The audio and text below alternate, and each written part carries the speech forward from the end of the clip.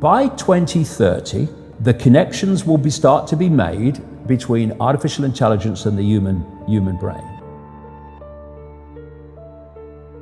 We've been through a process of preparation, of getting people, first of all, stage one, addicted to technology that they hold, holdables, smartphones, tablets.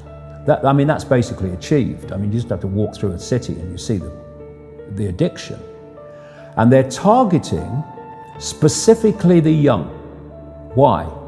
Because the young of today and the children of today are going to be the adults when they want to bring this AI connection in full blown. For that to happen, they have to get people addicted to technology to the point where they'll accept it and where it's the most natural thing in the world. And it's happening in front of our eyes. The first stage is to get people addicted to technology to the point where, at the most extreme, they'll get up in the dead of night and they'll queue, stand in line outside an Apple store to get the first of the new technology.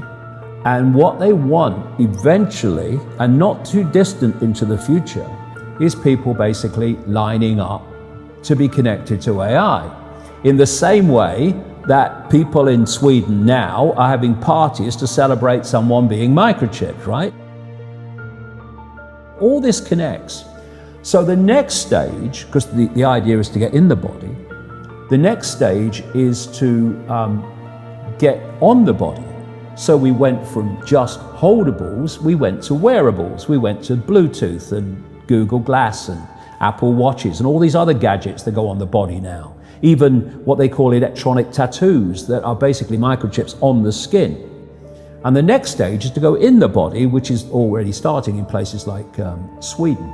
And people like Ray Kurzweil, who is a Google executive. Google and Facebook are really at the cutting edge of this stuff. People think it's a social media operation only or a search engine only. No. This whole Google group now, which is given the name Alphabet, are absolutely at the cutting edge of this whole AI technology. So is Amazon. Amazon's got contracts worth hundreds of millions of dollars with the CIA and the Pentagon for cloud services and stuff. Yeah, they have massive data services. Massive, yeah. The consumers don't see. So the idea is to take this on. And what Kurzweil is saying, and he claims an 80% success rate in his predictions of incoming technology and when it will come in. But, if you know when it's going to come in, then you've got a great chance of predicting it, haven't you? It's like, if you know when a stock market's going to fall because the people you are connected to are going to make it fall, well, you're going to get out just before it falls, and you're going to get in just before you know they're going to push it up. You don't have to be, Nostradamus if you know the script. This is the sales pitch, and this is why they're telling you. The sales pitch is when we connect to artificial intelligence, we'll be superhuman. That's what the sales pitch is. That's his sales pitch. Right. That's going Siri, to be the sales pitch. Alexa, all these things. Yeah. What you've got is the idea that connect to AI and you'll become superhuman intelligent.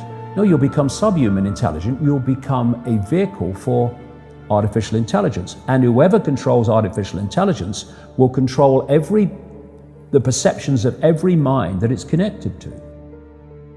If you're going to make a physical connection with AI, you're not going to do that on a mass scale until you've made a psychological connection. And there is a process, a psychological process, which is known as preemptive programming. Preemptive programming is this. You're going to usher in a world that is so different, so dramatically different to what anyone's been used to, that you're going to have an obvious resistance purely by the chasm of difference between the world people are used to and the world you're taking them into. A resistance that says, hold on a minute, you want to do what? What? So you prepare them for it through preemptive programming. You put out a stream of movies out of elite-controlled Hollywood. You put out television programs, you put out books, you put out all these things that basically portray the world you want to take people into.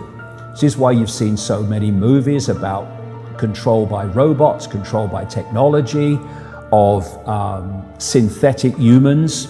You have the dystopian society being portrayed and portrayed and portrayed. And what that's doing, it's making the subconscious, to an extent the conscious mind, familiar with the world you want to usher in. So when you literally start to bring it in, there's not that chasm that there would have been before. There is almost a familiarity with it because you prepared people by portraying it over and over again in movies. Another part of this psychological connection with artificial intelligence, so we'll accept the outcome that I've talked about, is these Alexas and these Echoes and these so-called office assistants or personal assistants. You start to interact with them as if they're human.